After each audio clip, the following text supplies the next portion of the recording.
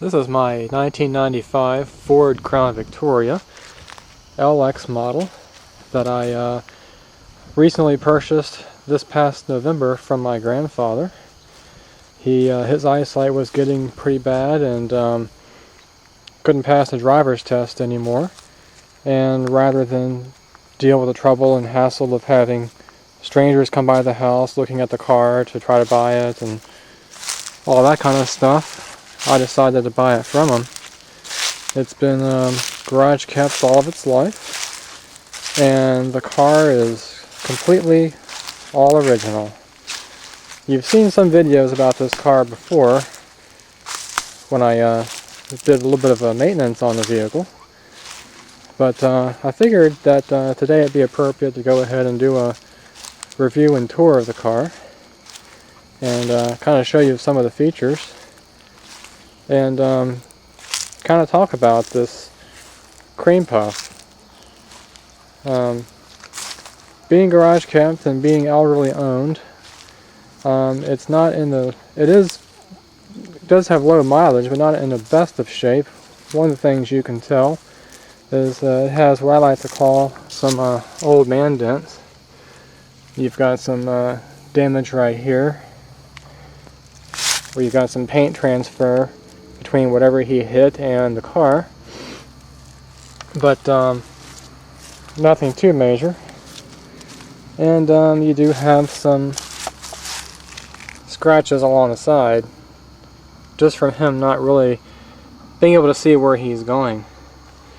So it was really important to, for his own safety and the safety of others, to kind of get it off the road, but at the same time keeping the family, which I've tried to do. I didn't really need another car. I just bought the 95 F-250 this past September, and then November I buy this, so definitely have to watch the money there. I was able to keep the original plates that it had. It was purchased brand new in 1994, December 1994, for about $22,000. And it was actually built in October of 1994. Oops, I was going to show you the label, but maybe not. Oh yeah, here it is. Got to go on the other side. Oh, I'm sorry, that's the F-250. This one was made in December 1994. So brand new. It is not the police version or police interceptor version, and you can tell by looking at the. You can tell with any Crown Victoria by looking at the VIN plate. It'll be a P74. Police interceptor would be P71. But nonetheless, it's been a really good car so far. It does not have the dual exhaust, it just has a single exhaust. So the engine has 190 horsepower instead of 210. And under there you can see it's got the Ford 8.8 open differential, semi-floating. Pretty standard. And I'll open it up and show some of the features inside. One of the things you'll notice is that the car, aside from leather seats and the electronic dashboard, is pretty well maxed out. It's basically loaded. We've got 6-way power adjustable seats for the driver as well as the passenger. And we have the door panel mounted courtesy lights. We have electric trunk release and fuel door release, as well as the power locks and windows and power heated mirrors. And then stepping inside, and this is the best part of the car at all, or of all, is it's got only 12,672 miles on the odometer, and it's 18 years old. Just outstanding low mileage. And it has the older style cluster, which I really like a lot better. It's got a complete gauge complement with your oil pressure, temperature, fuel, and voltmeter, as well as your array of warning lights on either side. And you just don't see complete instrument clusters like that anymore on most of the new cars these days. You just have a speedometer and a fuel gauge, and if you're lucky, a temperature gauge. It's got both a driver's side and passenger side front airbag, as well as the cruise control, which is conveniently mounted on the steering wheel. And the steering wheel is leather wrapped, which is nice.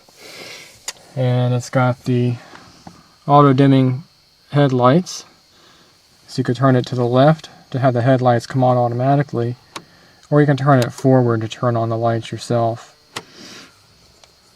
And it's got a pretty decent looking radio, but basically it's just a basic radio. It's just a AM/FM cassette stereo with rather large buttons, which is kind of nice when you're in heavy traffic and you don't want to fool around with the small buttons. So it makes that pretty convenient, but nothing terribly remarkable about the radio. And one of the things that I've noticed about this radio, I'll put the key in and turn it on. If I do fade to back, I have no sound at all. So the back speakers in here aren't working, which is really kind of peculiar because when he drove the car, he never listened to the radio. He's very hard of hearing, so there wouldn't be much point in listening to the radio. So I've got a little bit of troubleshooting to do, and it just kind of goes to show you, just because the car is the proverbial cream puff and well-maintained and hardly driven, doesn't mean it's not without its problems, and the radio is one of them. So the problem is either going to be the voice coils in the back of the speakers are probably frozen from not being used, or there could be a problem in the head unit here with the amplifier. I'm not sure how the circuitry is laid out. It might have two separate integrated amplifier chips, one for the front, one for the back, or it might have one chip altogether for front and back. I just have to get it apart and see. But I've got the speakers up front that are in the door panel, so I can listen to the radio in the meantime. So that's no big deal. It's got a digital clock, or fluorescent display digital clock, built right into the dash. And it's got the fully automatic climate control, which works very well. When you turn the key to the full on position, it actually gives you the outside temperature, which you can choose not to display if you want to. And then of course when you turn the heat on, this changes to read what your set point is. And then also you have displays over here for which you've just selected. So we'll turn that off. So you can choose fully automatic mode and adjust your fan speed, or you can actually go to a semi-manual mode and choose whatever function that you want. And it just works really well. A lot of automatic climate controls don't really keep the car as comfortable as they're really designed to, but this one seems to work well. It doesn't have the leather seats, it has the cloth seats. That's one thing that I regret not having. I've never had a car actually with cloth seats. The cars have always been either leather or Naugahyde. Interior, I mean, the carpet could be in better shape. The interior was basically, the car was never washed and never vacuumed. I mean, he basically just put gas in it and had oil changes done at the dealer. But, so it does have a little bit of areas I need to pay attention to. Dashboard, of course, being garage kept, has absolutely no cracks in it. And it's just, it's got these fold-down armrests in the center, one for the driver and then one for the passenger. And it's just a very roomy, comfortable car. Being kind of the higher-end model, it's got the slow-opening glove box, which I find really interesting. I used to have a 1993 Crown Victoria Police Interceptor, which was nowhere near as nice in this. By 1995, they made major changes to the instrument panel layout, and if you've seen some of the newer Crown Vics like 2001 to 2008, the instrument panels don't really look a whole lot different. They do have a different instrument cluster where they've gone to two separate circular instruments instead of these semicircular instruments, but the overall layout's the same. Very roomy and very comfortable. And now we'll take a look at the back. Got an ice scraper there because it has been snowing. And the back seat, it basically is has never really been used. It's got all the stickers are nice and shiny, doesn't have any grease all over the place. Door jambs are nice and clean. Seats in excellent condition. And just tons of room back here. My knees don't even hit the back of the seat, and I've got the front seat basically all the way back. One of the changes they made from the 93-94 model to 95 is it has the, I don't know if you can tell, but the integrated antenna in the back window, in addition to the typical rear defroster grid. So that's kind of a nice touch. You don't have to worry about going to take off your antenna when you go to the car wash. And it also has full lap belts, shoulder harnesses for the back as well too. And headliner's in nice shape. You've got individual switches for your map lights or interior lights. So that's a nice feature to have. And one thing that I've recently discovered, back in the front, I found this in the F-250 over there, and I was wondering, well, since this is the same year as that car, or truck, I wonder if it has one too, and sure enough it does. It's got the, what they call the power point right here, conveniently located all the way on the bottom of the passenger side. I mean, a little bit sarcastic. But basically you have a little power outlet here to power your cell phone or any other kind of accessory. So that's really a nice little feature to have. Kind of a surprise being tucked under there like that. Would have made more sense to kind of put it up here somewhere. But not a big deal. And we'll go ahead and look at the engine. You can actually, now the sun's come out, you can actually see just how and good a shape the instrument panels in, as well as the interior. And one thing that's a common problem to all these Fords with the modular steering column is the gear selectors are always loose, and having only 12,000 miles, it's nice and tight. So that's really nice to see. We'll pop the hood.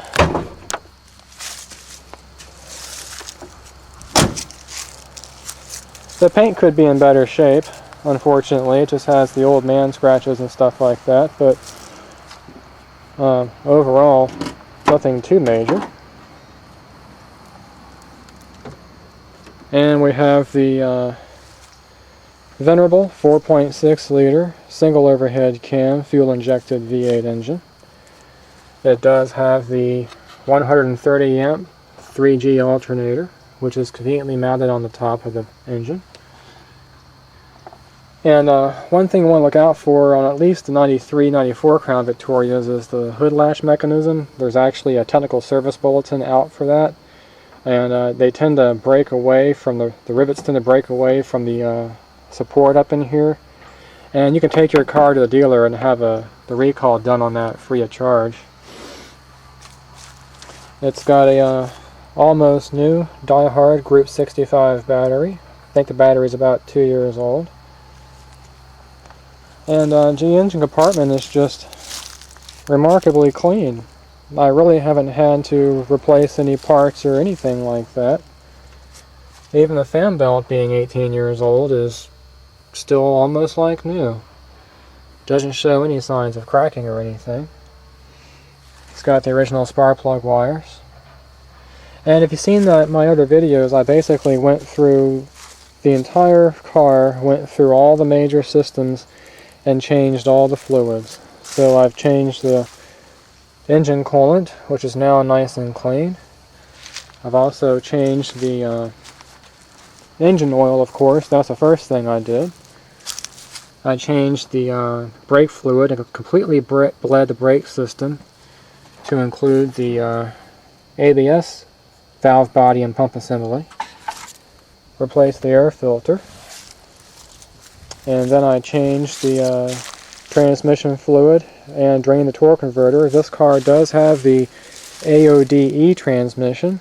Stands for automatic overdrive electronic transmission, so the torque converter is able to be drained. And then I changed the rear differential fluid, and of course changed the fuel filter as well. And all that stuff was badly needed. The coolant was starting to smell like ammonia, which is what happens when the glycol in there starts to decompose. But I think I got to it just in time. All the hoses are completely original, and even the brake pads are all original, believe it or not. 17-year-old brake pads, or 18-year-old brake pads now that it's 2013. Rotors are in excellent condition. Just got a little bit of a ridge on the outside now because I've been driving it more. I've driven it more in the past couple of months than my grandpa has the entire year. When I changed the oil on the engine, the oil had 440 miles on it. So that kind of gives you some indication of how little he actually drove it. I don't know if you can see in there too well, but you can just see how clean the inside of that engine is. It's really remarkable. So basically, for all intents and purposes, mechanically, this car is basically a brand new car.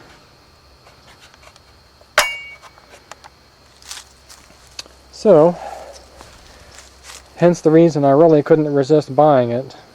It's difficult to afford new cars these days, and if I had the chance to get one at a fairly good price, I'll definitely go ahead and do that. One of the things common on these Crown Vics is the plastic on the door handles gets all faded and checked. This one's not. And the same thing with the plastic around the rear view mirrors. They get kind of dull and faded and cracked, and this one's in good shape. Another thing to look out for is all the rubber around the stationary glass gets kind of checked and everything after being exposed to the sun for a while, and it's in really good shape. So the paint job does have a few scratches and everything, but like right here on the driver's door where it was banged into a yellow post at a bank, I believe. But other than that, mechanically this thing would last me a long time, especially with good maintenance. We'll go ahead and pop that trunk open. One of the things I just noticed, and I forgot to mention, it also has power lumbar adjustments for the seat. And that basically has a little air bladder in here that pumps up and deflates depending upon how you want the lumbar support adjusted. So we'll open the trunk. Just that little click is just a solenoid that pops the trunk open.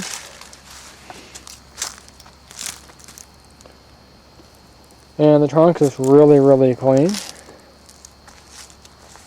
Now that the sun's come out, you can kind of see in there. The trunk is very generously sized. It's got the original spare underneath this cover. Michelin X radial. And I've got all the paperwork that came with it. This is the original dealer brochure that we used in 1995 to show the car to him and see what kind of car he should buy. And if you look in the picture, you can see it's got Michelin XGT4 tires for the advertisement in the picture. And this car, being all original, has the original 18-year-old Michelin XGT4 tires. tires have never been changed. Neither have the brake pads or any other part of the car. This car is really a time capsule. It's a bit of a fascination for me, actually. This is the proverbial cream puff. It's very rare to find a car that's genuinely been garage kept and pretty much unmolested. All kept original.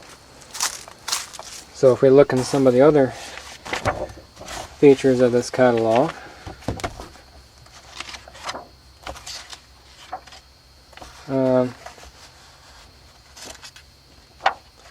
goes over some of the mechanical functions of it, dual airbags, and there's the modular 4.6 V8 engine. And it's interesting that this car in the advertisement is basically the same car I've got now. It's the Crown Victoria LX, and it's in the champagne clear coat, which I think is kind of neat. And you got, of course, the Michelin XGT4 tires. And this car has the 114A option package, which I wish my camera had a wider viewing angle. It's really becoming irritating. But those are basically all the options that you have. So overall, a really nice car. That's the color of this one. And then, of course, the type of wheels that we have. Over here is the original owner's manual kit, proudly made in Canada. The car was actually made in Canada, still in the original bag.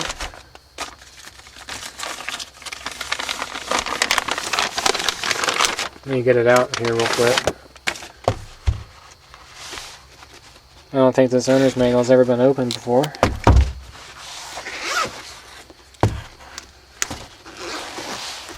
And inside of it, you've got, of course, the owner's manual,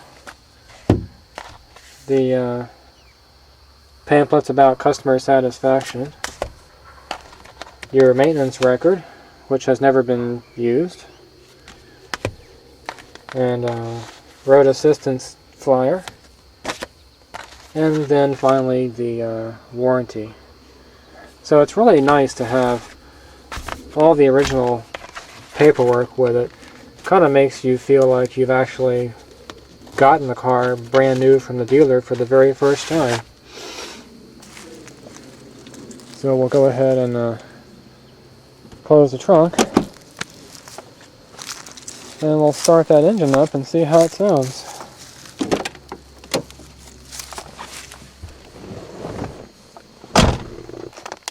It's not going to be a cold start. I did have it running just to put it in position for the video.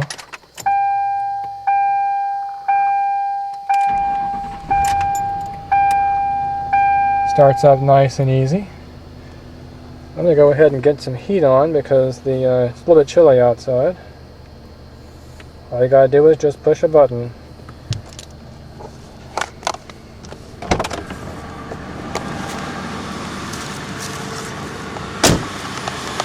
And the engine's still kind of cold, but you can see right here just how quiet it is.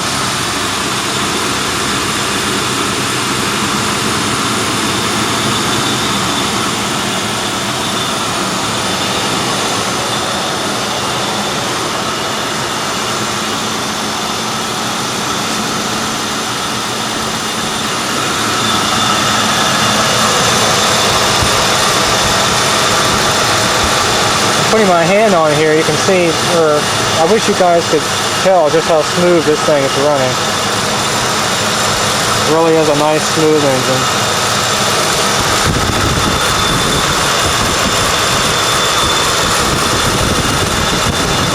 Each one of these is the fuel injector, and of course your spark plugs.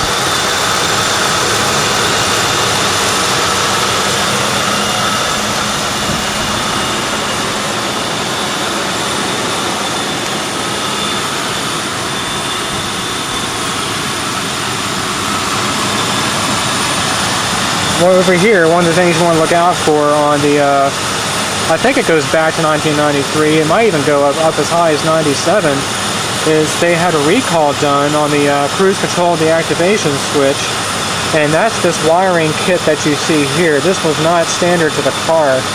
This was added on later on as part of that recall to basically put an inline fuse in the circuit to avoid a fire. What would happen is that cruise control deactivation switch would still stay engaged, overheat the wiring, and cause fires.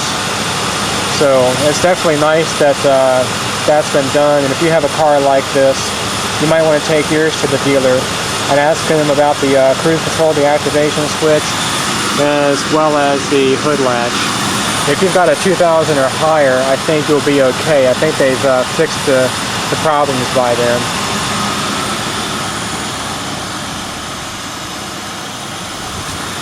I'll go ahead and shut the hood.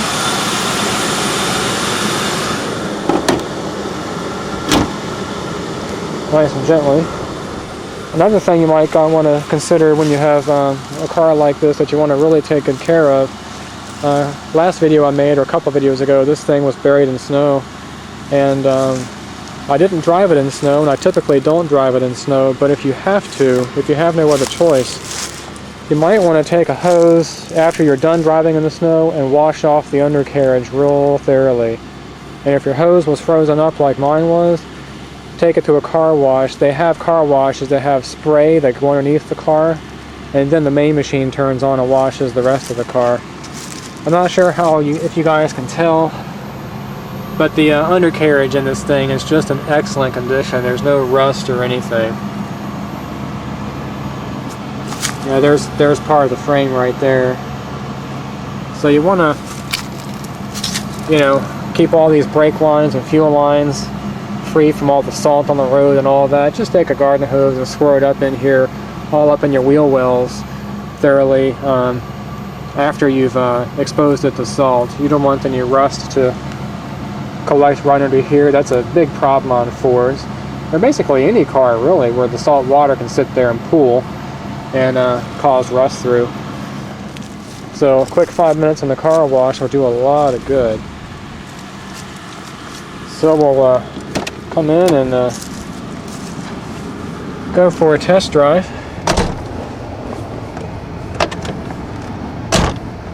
And let me get my seatbelt fastened here. That heat feels nice and warm. That's really good to have. And just because this is a cream puff, it doesn't mean that it's not without its problems. The car was not really maintained at all except for oil changes, so I had to catch up on 18 years of neglected maintenance. Which I don't mind. I think it's kind of fun, but I think I got to all the major systems just in time. But one of the quirks this car has, since he never drove at night, is the headlights don't work half the time. I hope you can hear that clicking sound.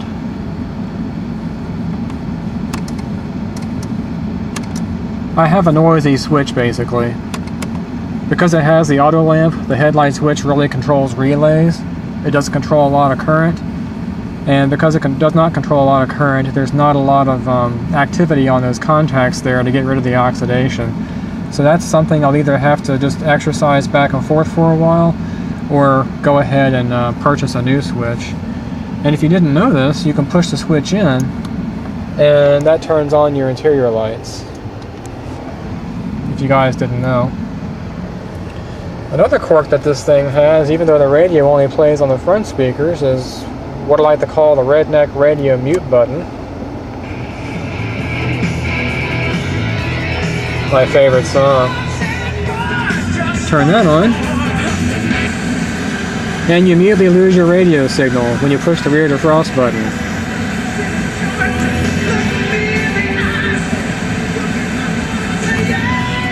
So that's kind of funny.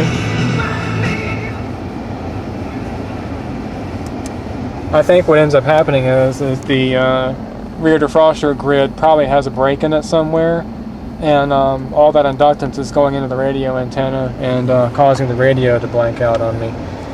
So another little quirk that it has, but a fairly minor problem. So we'll put it in gear and start down the driveway.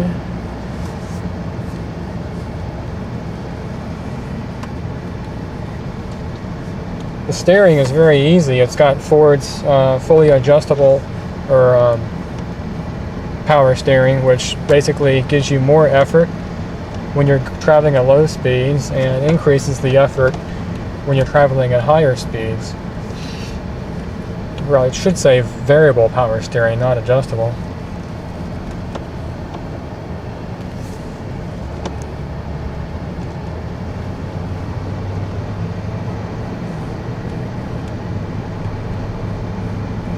I hope you guys can hear how quiet this thing is.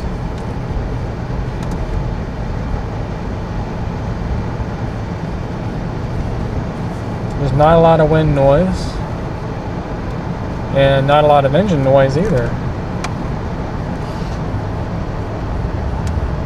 We're not fully warmed up yet, so the transmission is kind of holding the gears a little bit longer. Torque converter is not going into lockup.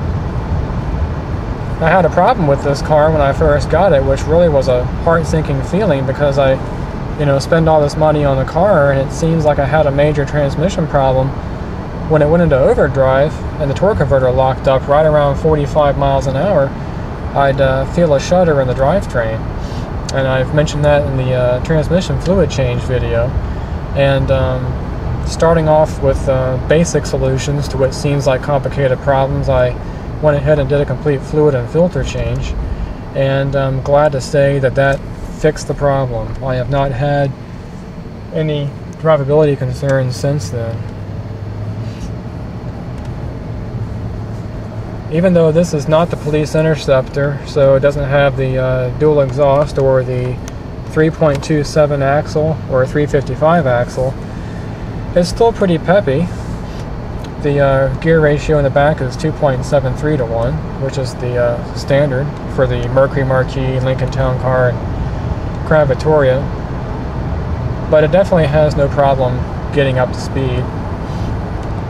Still, the power is very adequate.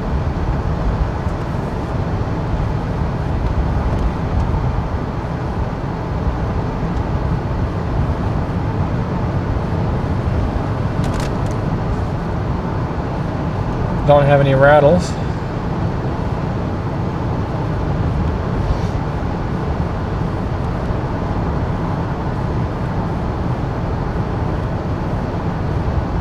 Overall, a very quiet and, I think, enjoyable car to drive. There's something to be said for the rear-wheel drive body-on-frame cars. The body being mounted on a frame with rubber isolators gives you one more layer of isolation from the road, so you tend to have a lot less NVH, or noise, vibration, and harshness, which I should say, than a unibody car. At the same time, though, the unibody cars have a much more solid feel. So there's definitely pros and cons to any car design.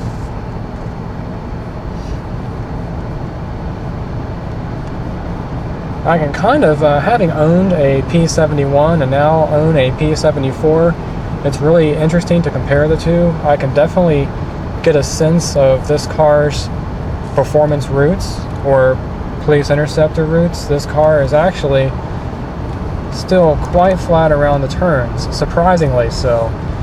The main difference that I feel with this car is the acceleration's not really where it should be for a police car, and the suspension is just a little bit softer. The car is a little bit more squishy going over the bumps. Of course, that's not really totally fair. When I had the P71, I had a really good set of Bilstein gas shock absorbers, and that car was just really flat around the corners. And I also had the Pursuit tires, either the Eagle GS or the Eagle RSA tires or the Firestone Firehawk tires. but this car is not bad at all. Very smooth to get up to speed.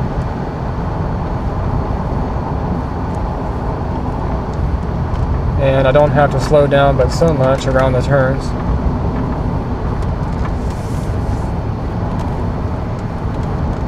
I do like a nice firm ride. Not a harsh ride, but a firm ride. This car is a little bit soft, but that's okay. It was not meant to be a performance car. I've got another car that I drive if I feel more spirited that day. There's a Bronco for sale.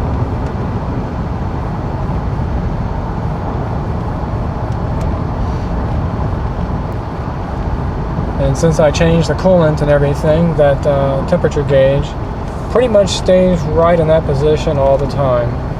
A little touch below the middle, which is nice. I didn't really change anything else, didn't change the thermostat or the coolant hoses. There wasn't really any point, which is kind of strange. I'm used to having to change all that stuff, like I did in the F-250.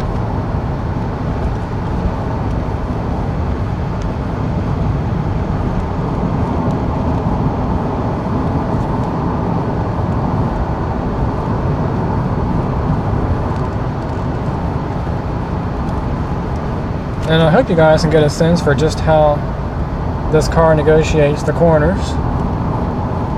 It's not a Corvette ZR1 or a Porsche 911 Turbo, but it wasn't really designed to be either. But at the same time, for such a large car, it's very easy to handle and gets up to speed quite nicely. Throttle's about 25% down right now.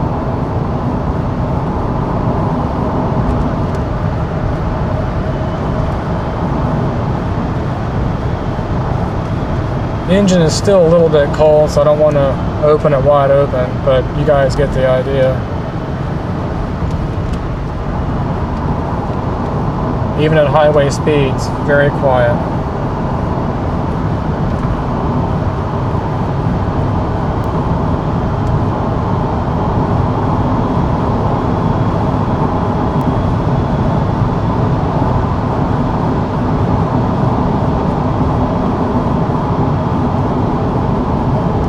It's got four-wheel disc brakes, and the car stops very, very well.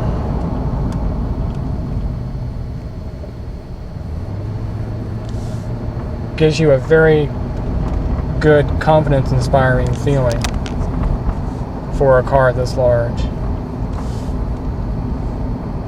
So anyway, I've made several videos about this car. I kind of did things a little bit backwards.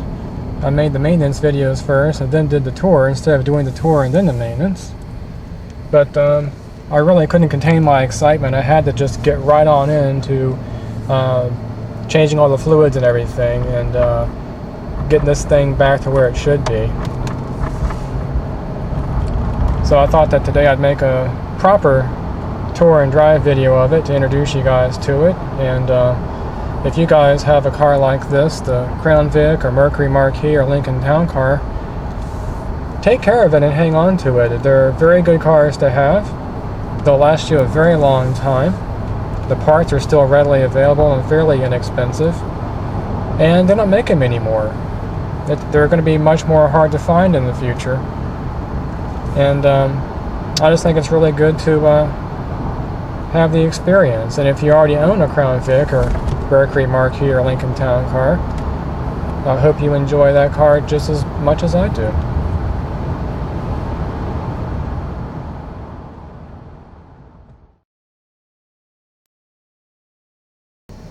Okay, you guys know you want to see what this thing will do. So all too happy to oblige. Let's open her up. Got a half a tank of gas and fresh oil in the engine. So let's see.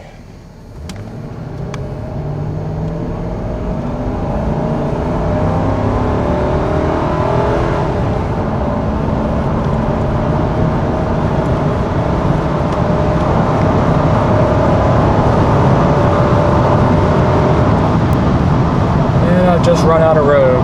Got to slow her back on down. very good brakes. We'll re-engage the overdrive and we'll continue on. So hope you guys enjoyed that a little bit. I try to treat these cars as gently as I can, and I don't abuse them, but a full throttle acceleration run every now and then is not really abuse. It's actually good for the engine. Stretch those connecting rods a little bit, that way you won't tend to get a ridge on the upper part of the cylinders, as well as you'll blow some of the carbon out that tends to collect over time with the all the city driving and everything going, you know, at slower speeds. But every now and then, definitely a good thing to do, just as long as you're careful. So car didn't do too bad. Not quite as fast as my 93 P71, but because the car is in such good mechanical condition, the engine's nice and tight, drivetrain's nice and tight, the car did very respectfully. Have no problem merging on the interstate with higher speed traffic.